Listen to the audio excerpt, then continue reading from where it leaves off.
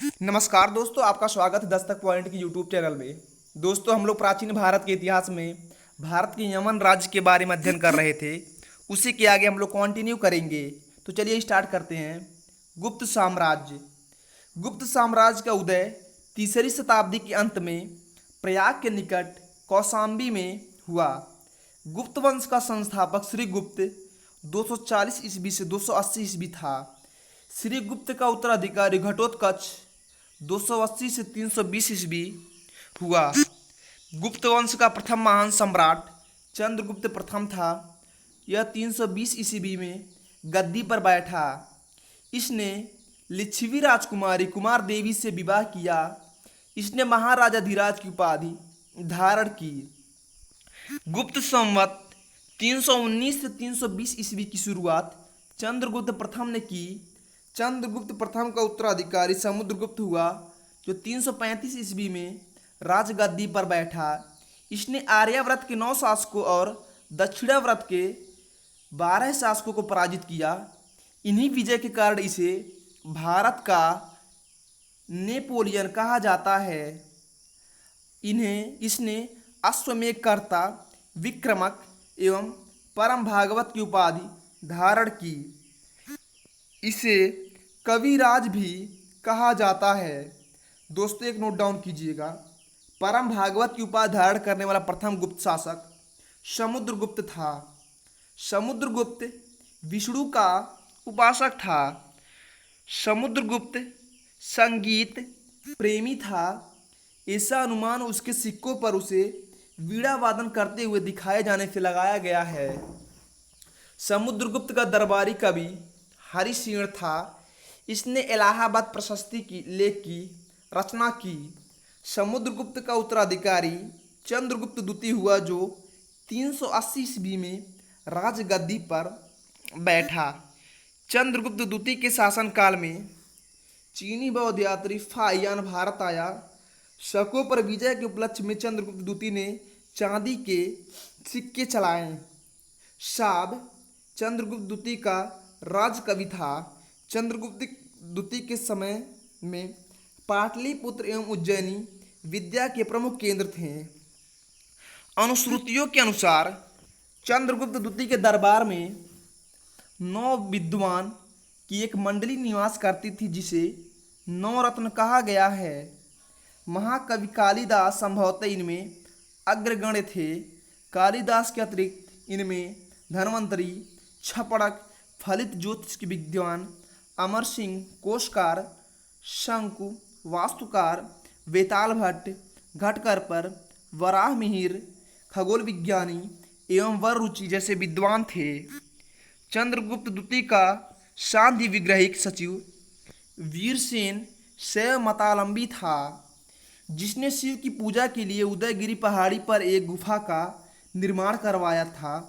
वीरसेन व्याकरण, न्याय, मीमांसा एवं शब्द का प्रकांड पंडित तथा एक कवि भी था। चंद्रगुप्त द्वितीय का उत्तराधिकारी कुमारगुप्त प्रथम या गोविंदगुप्त 415 से 454 ईस्वी हुआ। नालंदा विश्वविद्यालय की स्थापना कुमारगुप्त ने की थी। कुमारगुप्त प्रथम का उत्तराधिकारी स्कंदगुप्त 454 से 467 ईस्वी हुआ। स्कंदगुप्त ने गिरनार पर्वत पर स्थित सुदर्शन झील का पुनरुद्धार किया। स्कंदगुप्त ने पर्णदत्त को सौराष्ट्र का गवर्नर नियुक्त किया। स्कंदगुप्त के शासनकाल में हुड़ों का आक्रमण शुरू हो गया। अंतिम गुप्त शासक विष्णुगुप्त था। गुप्त साम्राज्य की सबसे बड़ी प्रादेशिक इकाई देश थी, जिसके शासक को गोपना कहा जाता था। एक दूसरी प्रादेशिक इकाई भोक्ती थी, जिसके शासक उपरी कहलाते थे। भुक्त के नीचे विषय नामक प्रशासनिक इकाई होती थी, जिसके प्रमुख विषयपति कहलाते थे। पुलिस विभाग का मुख्य अधिकारी दंडपाशिका कहलाता था। पुलिस विभाग के साधारण कर्मचारियों को चाट एवं भाट कहा जाता था। प्रशासन की सबसे छोटी इकाई ग्राम थी। ग्राम का प्रशासन ग्राम सभा द्वारा संचालित होता था। ग्राम सभा का मुखिया ग्रामिक कहलाता था। एवं अन्य सदस्य महात्तर कहलाते थे।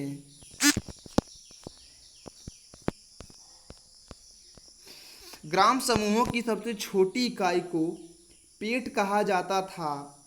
गुप्त शासक कुमार गुप्त के दामोदरपुर ताम्रपत्र में भूमि बिक्री संबंधी अधिकारियों के क्रियाकलापों का उल्लेख है। भू राजस्व कुल उत्पादन का 1/4 भाग से 1/6 भाग हुआ करता था। आर्थिक उपयोगिता के आधार पर निम्न प्रकार की भूमि थी। फर्स्ट, क्षेत्र कृषि करने योग्य भूमि। सेकेंड, वास करने योग्य भूमि। थर्ड, चारागाह भूमि, पशुओं की चारा योग्य भूमि। 4, शील, ऐसी भूमि जो जोतने योग्य नहीं थी। 5, अपराहत, ऐसी भूमि जो जंगल होती थी।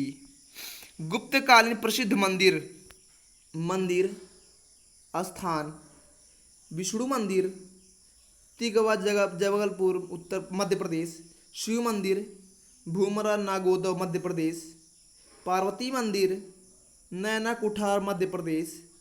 दशावतार मंदिर, देवगढ़ ललितपुर उत्तर प्रदेश। शिव मंदिर, खोह नागौदम मध्य प्रदेश। भीतरी गांव मंदिर, लक्ष्मण मंदिर, भीतरी गांव, कानपुर उत्तर प्रदेश, ईंटों द्वारा निर्मित। सिंचाई के लिए राहट या घंटी यंत्र का प्रयोग होता था। श्रेणी के प्रधान को ज्येष्ठक कहा जाता था। गुप्त काल में उज्जैन सर्वाधिक महत्वपूर्ण व्यापारिक केंद्र था। गुप्त राजाओं ने सर्वाधिक स्वर्ण मुद्राएं जारी की। इनकी स्वर्ण मुद्राओं को अभिलेख में दीनार कहा गया है।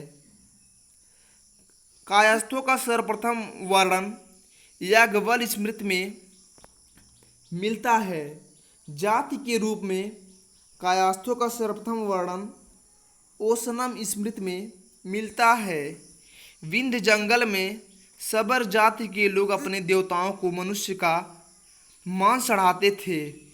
पहली बार किसी के सती होने का प्रमाण 510 ईस्वी में के भानुगुप्त के एरड़ अभिलेख से मिलता है, जिसमें किसी भोज राजा की मृत्यु पर उसकी पत्नी के सती होने का उल्लेख है।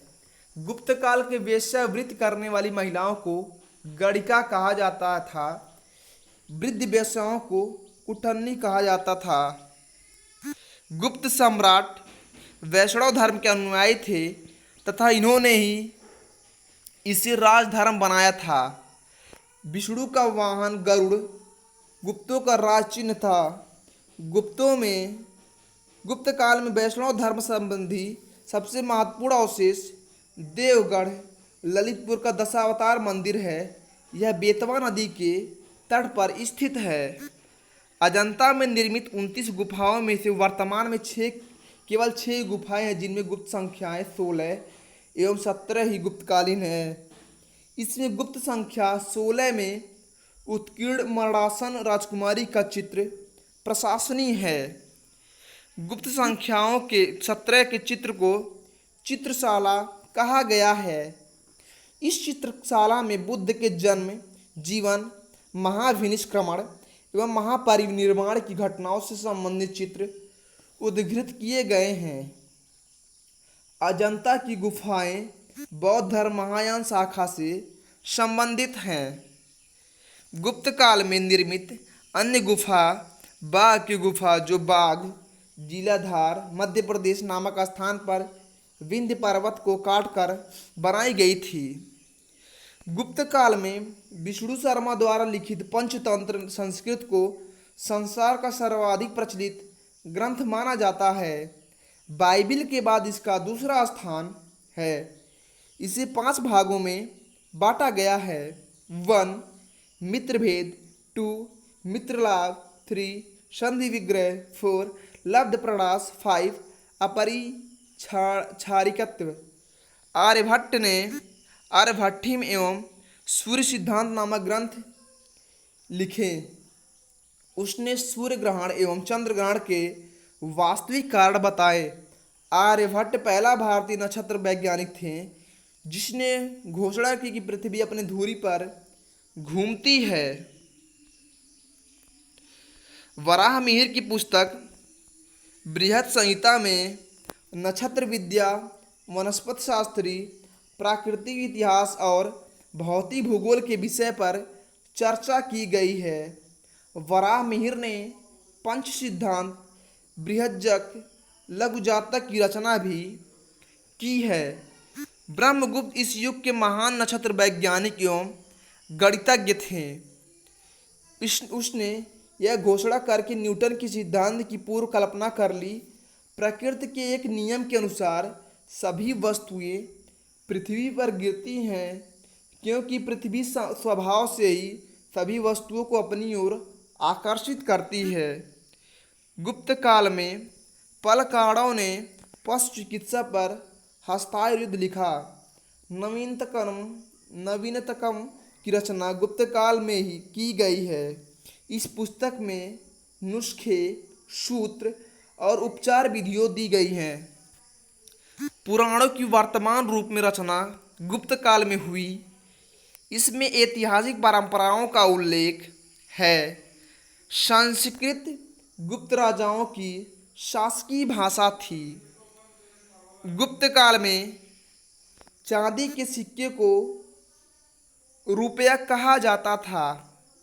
याज्ञवल्क्य, नारद, कात्यायन एवं बृहस्पति स्मृतियों की रचना गुप्त काल में हुई।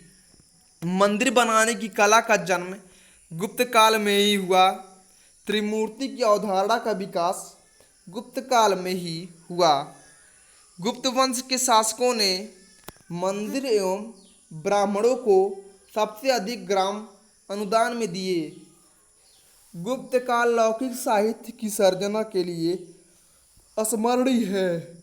भास के 13 नाटक इसी काल के हैं। शूद्रक का लिखा नाटक मृच्छकटिकम या माटी की खिलौना गाड़ी, जिसमें निर्धन ब्राह्मण के साथ वेश्या का प्रेम वर्णित है, प्राचीन नाटकों में सर्वोत्कृष्ट माना जाता है। कालिदास की कृति अभिज्ञान शाकुंतलम